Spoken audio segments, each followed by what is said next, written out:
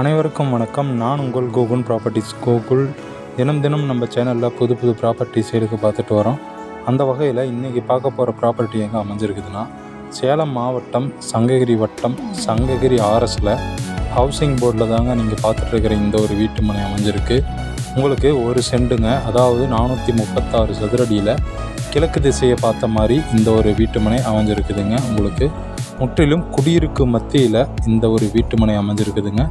இந்த மனையை பற்றிய மேலும் தகவல் வேண்டும்னு நினச்சிங்கன்னா அல்லது மனையை நேரில் பார்வையிடணும்னு நினச்சிங்கன்னா ஸ்க்ரீனில் உள்ள நம்பருக்கு கான்டாக்ட் பண்ணுங்கள். 8072529800.